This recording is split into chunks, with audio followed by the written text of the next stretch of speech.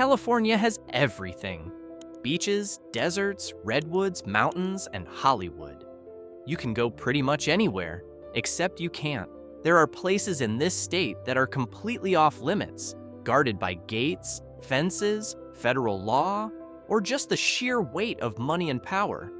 And they are absolutely fascinating. Here are 6 places tourists are not allowed to see in California. Place 6, Bohemian Grove, Monte Rio, Sonoma County. Every July, somewhere in the redwood forest of Sonoma County, the most powerful men in America take 2 weeks off from running the world to wear robes, drink heavily, urinate on trees, and worship a giant concrete owl. And you are not invited.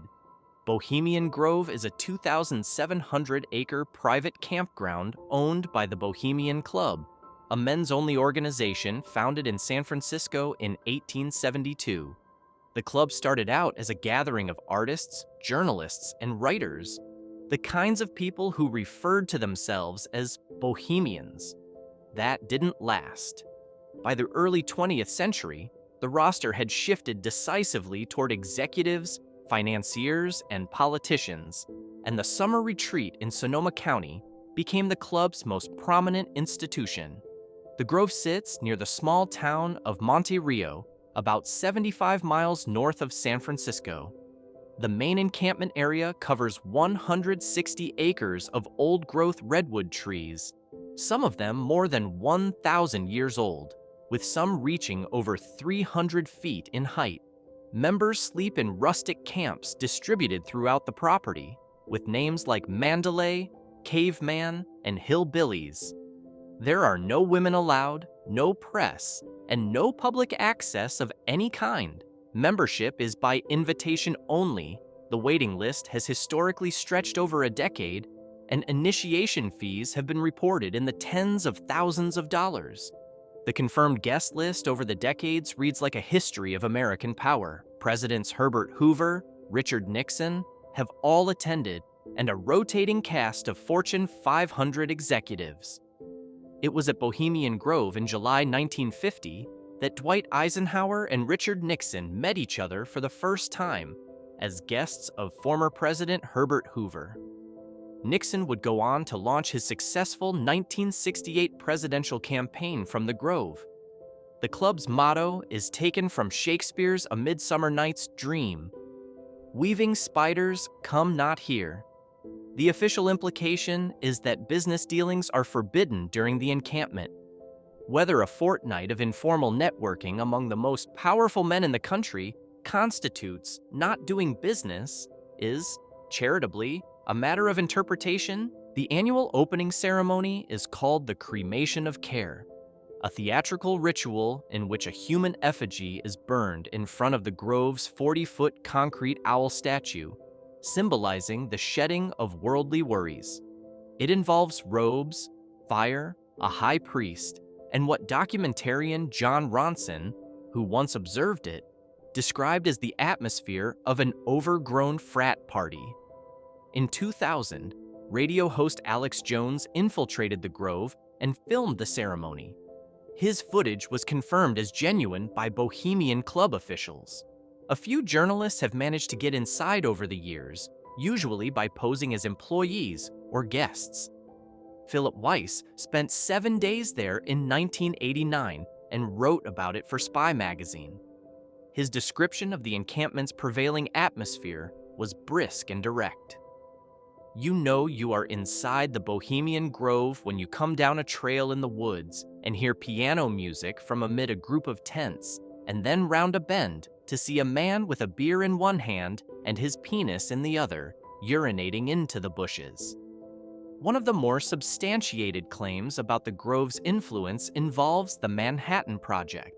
Historian Peter Phillips has documented in his doctoral research at Sonoma State University that conversations among scientists and military planners at the Grove in 1942 preceded the formal development of the atomic bomb. Whether informal campfire conversations among the right people at the right moment can translate into consequential policy is, of course, contest it, but the density of decision makers who have gathered at this particular campsite over more than a century makes it difficult to dismiss as purely recreational. Oscar Wilde visited the camp at some point during its earlier, more genuinely bohemian era and reportedly commented, "I never saw so many well-dressed, well-fed, business-looking bohemians in my life." The California Supreme Court has directly addressed the Grove's gender exclusion. The Bohemian Club successfully argued that, as a private organization with a sufficiently intimate character, it was exempt from California's Unruh Civil Rights Act with respect to membership.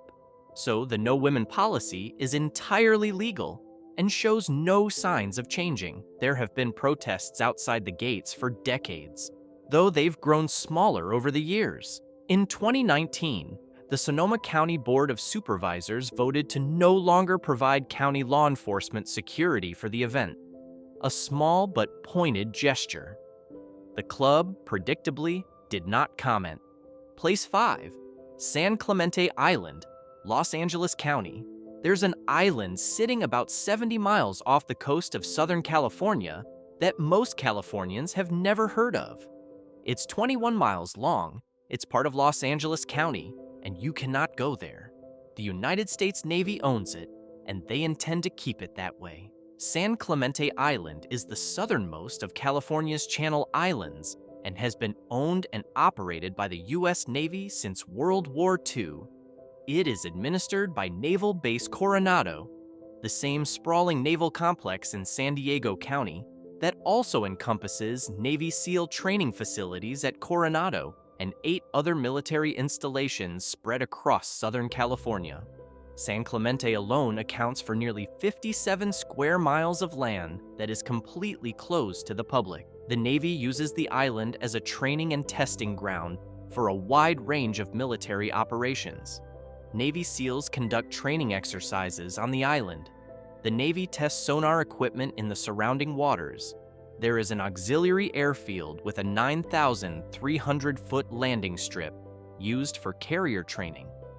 Live artillery bombardment has taken place on specific areas of the island, with the Navy acknowledging that around 2% of the island's land area is designated as a live fire impact zone. The surrounding waters are a restricted military operating area, and civilian vessels are not permitted to approach within certain proximity. What makes San Clemente genuinely unusual is the paradox it presents. The Navy's exclusive control over the island, while harsh on human access, has inadvertently turned it into one of the most protected natural environments in California. Because there's no development, no tourism, and limited human activity, the island has become a haven for species that have disappeared from everywhere else along the California coast. The island is home to the San Clemente Island fox, a distinct subspecies found nowhere else on Earth. It also shelters the San Clemente Island loggerhead shrike, an endangered bird that the Navy has taken active steps to protect. The island's surrounding coves contain hydrocoral, kelp forests, and marine life that snorkelers and divers would travel the world to find, if only they were allowed anywhere near it. There are 15 plant species found only on San Clemente Island, and at least one plant species once thought to be extinct. The island also has an active bald eagle breeding pair.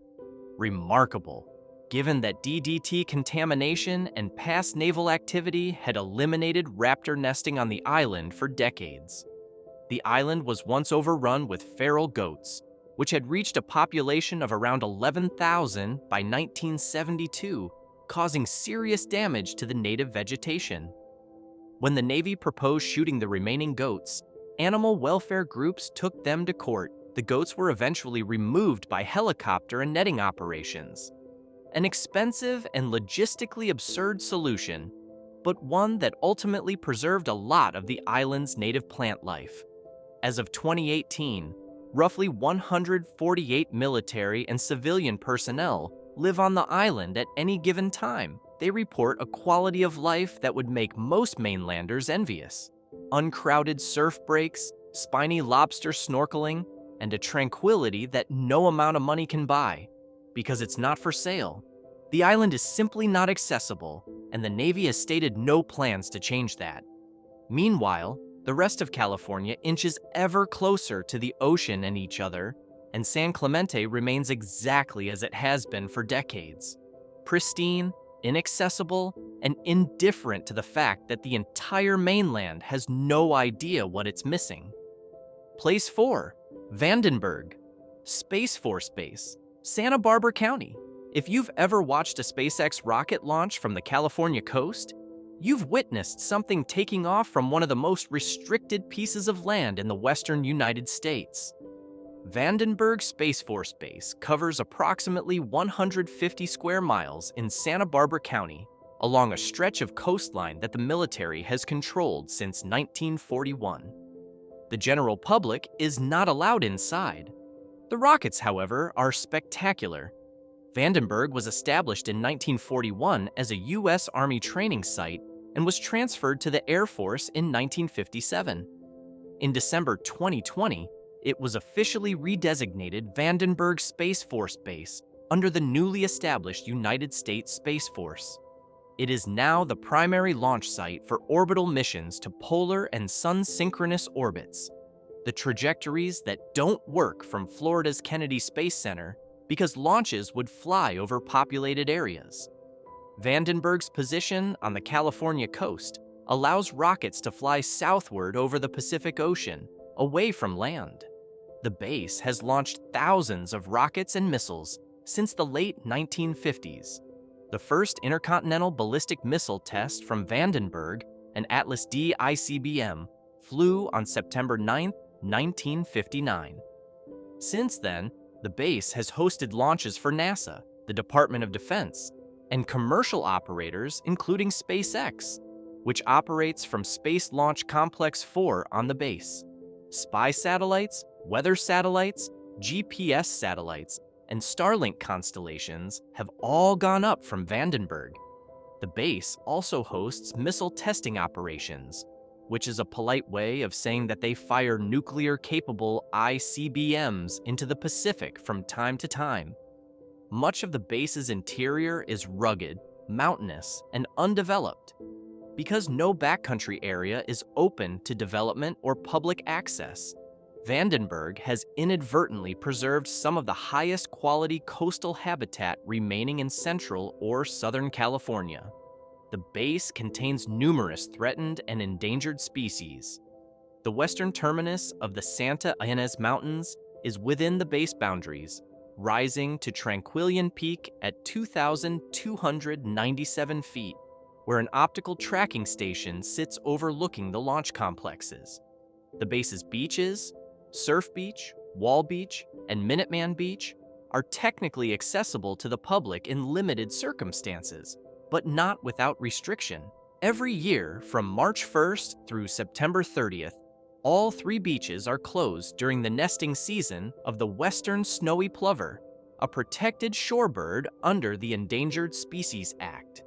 Surf Beach has also been the site of 2 fatal great white shark attacks in 2010 and 2012, making it one of those places that the wildlife, the military, and basic self-preservation conspire to keep off limits simultaneously. The base's beaches, Surf Beach, Wall Beach, and Minuteman Beach, are technically accessible to the public in limited circumstances, but not without restriction. Every year, from March 1st through September 30th, all 3 beaches are closed during the nesting season of the western snowy plover, a protected shorebird under the Endangered Species Act.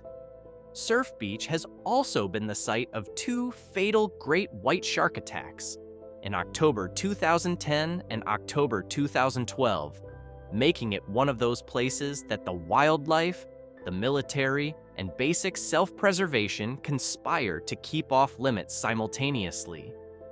Between the missile testing, the ICBM silos, the polar orbit launch trajectories, the SpaceX landing operations, the endangered bird closures, and the great white sharks, Vandenberg manages to be simultaneously one of the most consequential and most inaccessible stretches of California coastline.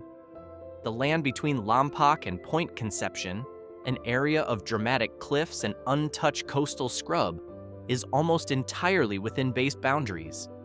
For those who live nearby and have watched rockets climb above the hills at night, trailing fire across the Pacific sky, it's one of the more extraordinary views available from public land in America.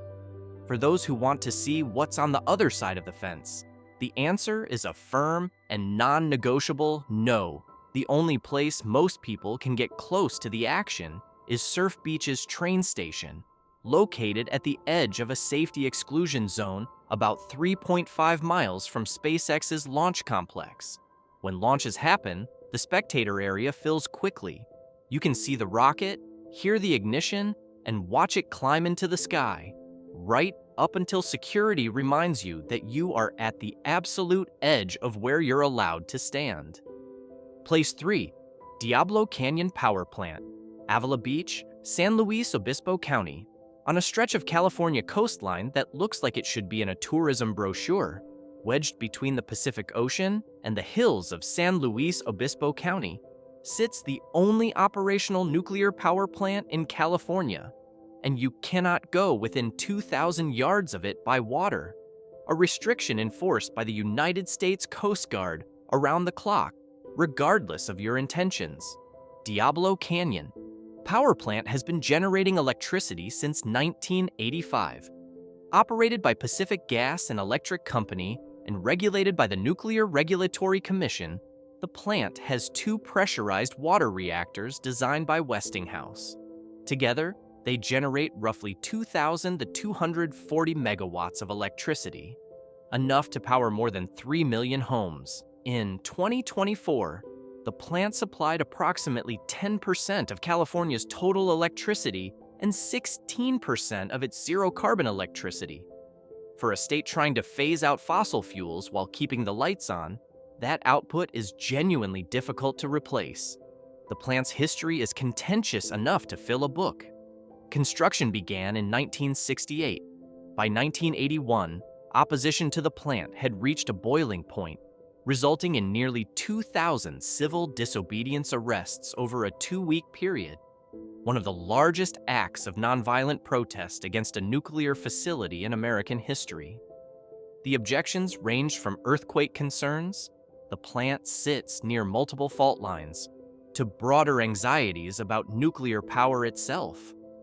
The plant didn't go online until 1985, after 14 years of hearings, lawsuits, retrofits, protests, and one extremely embarrassing incident in which an engineer discovered that blueprints for the plant's seismic supports had been installed in mirror image, a problem that required extensive corrections before the NRC would grant an operating license. The Coast Guard security zone around Diablo Canyon is federally mandated. All waters of the Pacific Ocean within a 2,000-yard radius of the plant are a restricted zone. Entry requires authorization from the Coast Guard captain of the port. This means that kayakers, surfers, boaters, and anyone else on the water in that stretch of coastline is legally prohibited from approaching, no matter how calm the sea looks or how curious they are. The land surrounding the plant on the coastal side is also restricted, owned by PG&E as a buffer zone. In 2016, PG&E announced plans to permanently close both reactors, Unit 1 in 2024 and Unit 2 in 2025. That plan was reversed in 2022 when Governor Gavin Newsom pushed through legislation authorizing an extension to keep the plant running through 2030. The NRC subsequently approved full license renewals in April 2026, though California state law limits operation to 2030 unless the legislature acts. So Diablo Canyon is staying open, at least for now, generating enormous amounts of clean electricity from a site that most Californians have never seen up close and are not legally permitted to approach. There's an additional irony worth noting. California's aggressive push toward 100% clean energy by 2045 has put the state in the uncomfortable position of relying heavily on the one energy source it once organized massive protests to shut down. Diablo Canyon in 2024 produced roughly 10% of California's total electricity and 16% of its zero-carbon electricity. Replacing that output with solar and wind, which are intermittent by nature, without the backup of a steady baseload source, is a significant engineering challenge. The plant's critics point to the earthquake risk and the still unresolved question of nuclear waste storage. Its supporters point to the stack of solar panels and battery storage that would be needed to fill the gap and ask California to do the math. The plant sits on approximately 750 acres. PG&E owns a total of about 12,820 acres around the site, most of which serves as a buffer and is inaccessible to the public. The coastline directly adjacent to the plant, under different circumstances, some of the most beautiful in California, exists in a state of permanent, secured quiet. Place 2, the Hearst Ranch Backlands, San Simeon, San Luis Obispo County. About 1 million people visit Hearst Castle every year. They take the bus up the hill, walk through the rooms, admire the Neptune pool, and leave thinking they've seen Hearst's world. They've seen roughly 127 acres of it. The rest, around 82,000 acres of ranch land stretching from the Pacific coast into the Santa Lucia Mountains, is private Hearst Corporation property, and nobody is going in without an invitation. William Randolph Hearst inherited the original land from his mother Phoebe in 1919. His father George had purchased the initial 40,000-acre holding in 1865. By the time William Randolph was done acquiring land, the ranch encompassed approximately 250,000 acres. It was the largest private land holding in the western United States. 34 miles of Pacific coastline, mountain ridges, valleys, and grazing land that stretched so far, you could barely see the end of it from the castle's towers. Hearst's instructions to architect Julia Morgan in 1919 were famously understated. "Miss Morgan, we are tired of camping out in the open at the ranch in San Simeon, and I would like to build a little something." What followed was 28 years of near-continuous construction. By the time Hearst left in 1947 due to failing health, the estate had 165 rooms, 2 pools, and 127 acres of gardens and terraces, and it was still unfinished. Hearst died in 1951. The castle itself was donated to California State Parks in 1958 and opened to the public that same year. During the 1920s and 1930s, Hearst's guest list at San Simeon was a who's who of American cultural and political life. There was a private airstrip built in the 1920s specifically to fly guests in. Hearst reportedly had a rule: no one was allowed to bring alcohol onto the property. Though he served wine at dinner, guests who smuggled in their own were quietly asked to leave. The ranch behind it remained in Hearst family hands. Today, the Hearst Corporation owns approximately 82,000 acres surrounding the castle, a working cattle ranch that has operated continuously for over 150 years. The land is off limits to the public, protected by a conservation agreement reached in 2005 between the Hearst Corporation, the California Department of Parks and Recreation, and the American Land Conservancy. Under that agreement, the family received $80 million in cash and $15 million in state tax credits in exchange for ceding development rights on the majority of the estate. The deal has been criticized by some as overly generous to the Hearsts. Whatever the merits of that argument, the outcome for the land itself has been preservation. No development, no public trails, no access, what you can see from the coast. Roaming herds of cattle, and occasionally the descendants of Hearst's private zoo animals that once made the ranch the site of the world's largest private zoo. Hearst's collection included lions, leopards, polar bears, elephants, and giraffes. The zoo closed in the early 1950s after Hearst's death, and many animals were donated to other zoos.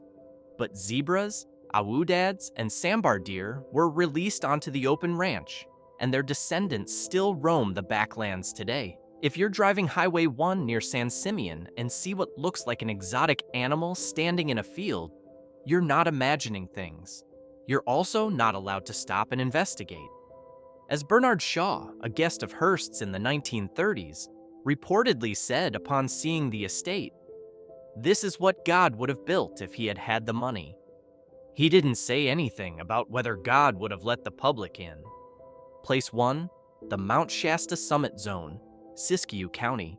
Mount Shasta stands 14,179 feet above sea level in Northern California, rising so abruptly from the surrounding terrain that it's visible from nearly 150 miles away.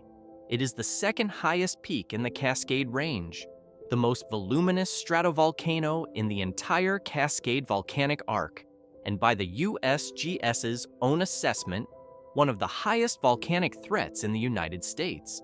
And above 10,000 feet, you need a permit to go anywhere near it. That's not a casual suggestion. The Mount Shasta Wilderness Summit permit is a real mandatory requirement. Anyone attempting to climb or be in the wilderness area above 10,000 feet must purchase a summit pass, currently priced at $25 per person. The permit system was established to manage the significant environmental damage caused by the thousands of climbers who descend on the mountain each year, many of them leaving behind human waste, garbage, and freshly carved social trails that scar the fragile alpine landscape. The permit fees fund trail restoration and wilderness stewardship on the mountain. Below the 10,000-foot line, visitors must carry a wilderness permit, which is free but still mandatory. Groups are capped at 10 people. Dogs are prohibited within the entire wilderness area. Wood campfires are not allowed. Human waste must be packed out entirely using provided bags at trailhead stations. Camp must be set more than 100 feet from any water source. The restrictions are not suggestions. Violations are punishable by fines of up to $5,000 for individuals. The mountain is a geologically active system. The USGS ranks Mount Shasta 5th on its national list of volcanic threats, a ranking that takes into account both likelihood of eruption and severity of potential damage. In the last 10,000 years, the peak has erupted at least 10 to 12 times.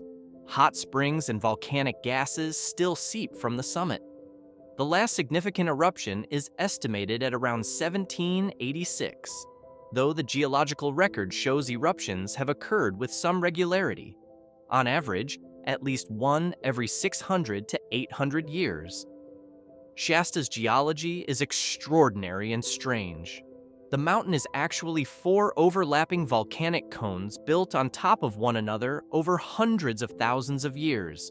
The oldest visible parts of the mountain are exposed on its south side. Beneath those cones, a collapse between 300,000 and 500,000 years ago produced one of the largest known volcanic landslides in Earth's history, covering more than 170 square miles of what is now Shasta Valley to the northeast. 7 named glaciers still cling to the mountain slopes, including the Whitney Glacier, the longest glacier in California, and the Hotlam Glacier, the most voluminous. Above the tree line, around 8,000 feet, the vegetation thins into wind-blasted stands of white bark pine and red fir, before giving way entirely to rock, ice, and altitude. The mountain also carries a long history as a spiritual site.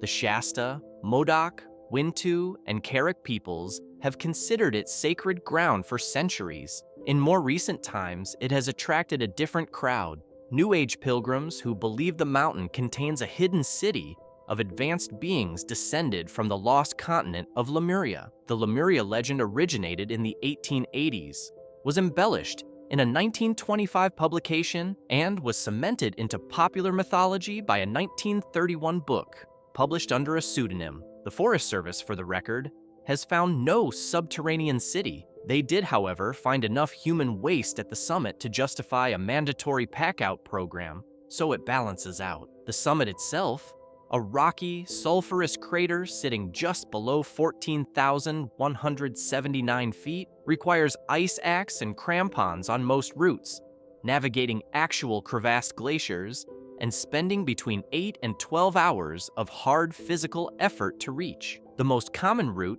Avalanche Gulch, involves more than 7,000 feet of elevation gain from the trailhead. Major storms off the Pacific can send snow and high winds across the mountain at any time of year, even in summer, and the summit area frequently produces lightning with little warning. The mountain has claimed lives. It is not a place that forgives casual ambition. The permit is $25. The views are free, assuming you make it. California gets sold as the most open, accessible place in America, and in many ways, it is.